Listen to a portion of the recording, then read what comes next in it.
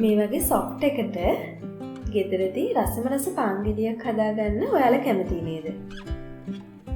හලාගත්තු පාන් පිටි ග්‍රෑම් 350ක්, මද රස්නේ වතුර මිලිලීටර් 220ක්, සීනි මේස හැන්දක්, ඊස්ට් මේස හැන්දක් සහ පොල් තෙල් මේස හැන්දක් අපිට අවශ්‍ය කරනවා. මුලින්ම ඊස්ට් ටික අපි ඇක්ටිව් කරගන්නවා. ඔන්න දැන් ඊස්ට් ටික ඇක්ටිව් වෙනකන් පාන් පිටි ග්‍රෑම් 350ට ලුණු තේ හැන්දක් එකතු කරලා හොඳින් කලවම් කරනවා.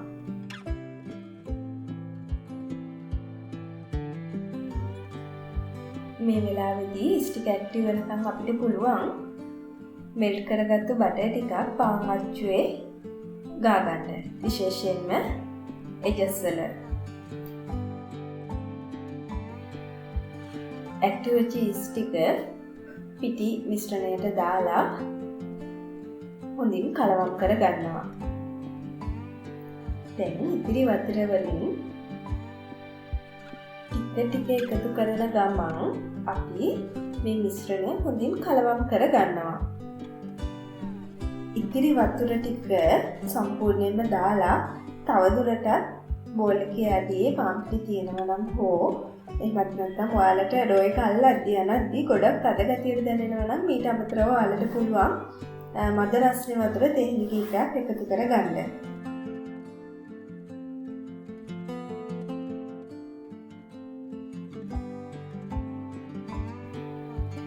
දැන්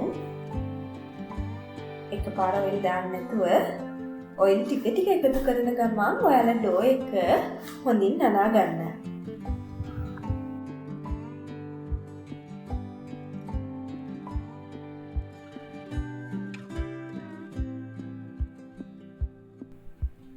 ඔන්න දැන් මේ විදිහට සමතල පෘෂ්ඨයක ඩෝ එක තියලා අපි හොඳට ඩෝ එක අතින් නීට් කරගන්න ඕනේ. මේ විදිහට විනාඩි 10ක් විතර සමතල පෘෂ්ඨයක හොඳින් නීට් කරගනිද්දී හරිම සොෆ්ට් ඩෝ එකක් තමයි එන්නේ.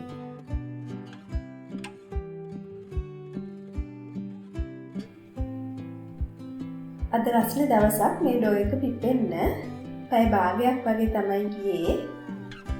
ඔයාලා පාවිච්චි කරන ඊස්ට් වල ගුණාත්මක භාවය අනුවත් මේක වෙනස් වෙන්න පුළුවන්. ඩෝ එකේ එයා බබල්ස් ඉවත් කරලා මේ විදිහට අපි ඩෝ එක අච්චුවට දාගන්න. ඔන්න දැන් මම ඔයාලත් එක්ක ස්ටෑන්ඩ් මික්සර් එක පාවිච්චි කරලා මේ ඩෝ එක මනා ගන්න යන්නේ. මේකත් හරිම ලේසි. ස්ටෑන්ඩ් මික්සර් එකක් තියෙනවා නම් බොහොම අඩු කාලයක හරිම පහසුවෙන් ඔයාලට ඩෝ එක මනා ගන්න පුළුවන්. කලින් වගේම තමයි පාන් පිටි ග්‍රෑම් 350කට ලුණු තේ හැන්දක් එකතු කරලා මික්සර් එක ඔන් කරගන්න. සීනි මේස හැන්දක් සහ ඊස්ට් මේස හැන්දකට මද රස්නේ වතුර මිලිලීටර් 220න් ටිකක් එකතු කරලා ඊස්ට් ටික මුලින්ම ඇක්ටිව් කරගන්න. මේ ඊස්ට් ටික ඇක්ටිව් වෙන විනාඩි 5ක් වගේ ගියා. දැන් ඔයාලට පුළුවනි ඇක්ටිව් වෙච්ච ඊස්ට් ටික පිටි මිශ්‍රණයට දාලා මික්සර් එක ඔන් කරලා ඩෝ එක අනා ගන්න. කලින් වගේම තමයි ඔයාලට පුළුවනි ඉතිරි මද රස්නේ වතුර වලින් ටික ටික එකතු කරන ගමන් ඩෝ එක ඇනෙන්න දෙන්න.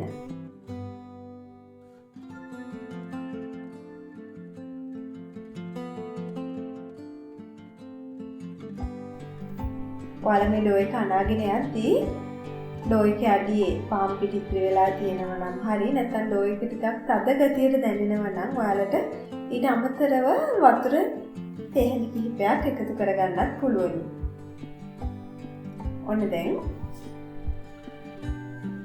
පොල් තෙල් හෝ ලිව් තෙල් ටික ටික එකතු කරන ගමන් ඩෝ එක නීඩ් වෙන්න දෙනවා. ස්ටෑන්ඩ් මික්සර් එකේ මීඩියම් ස්පීඩ් එකේ විනාඩි 10ක් වගේ අපි මේ ඩෝ එක අනා ගන්නවා.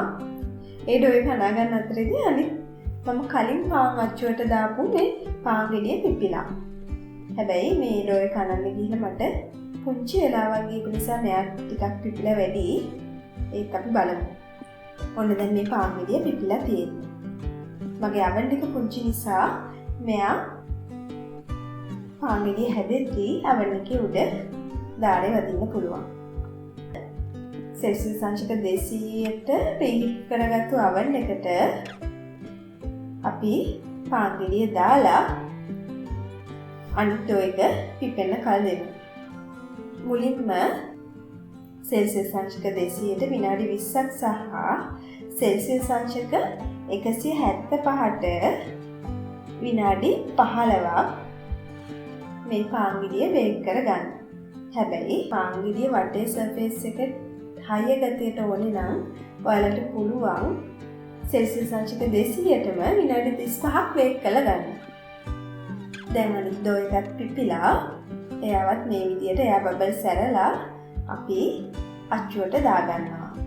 අච්චුවට දාද්දී හැම වෙලාවෙම සැලකිලිමත් වෙන්න අපි නවාගෙන යද්දී යට ධාරේ යටට හිටින විදියට තමයි අපි දාන්න ඕනේ.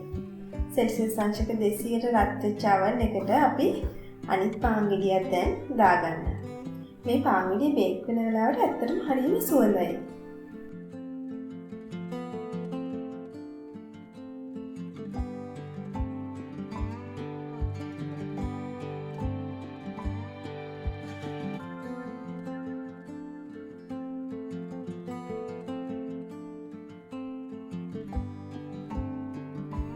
මේ විදියට පිහිදාරයක් හෝ ස්පැචුලා එකක් ආධාරයෙන් මේ විදියට වටේ පොඩ්ඩක් පුරුල් කරලා ඔයාලට පාන්ගෙඩිය අච්චුවෙන් පහසුවෙන් එළියට ගන්න පුළුවන්.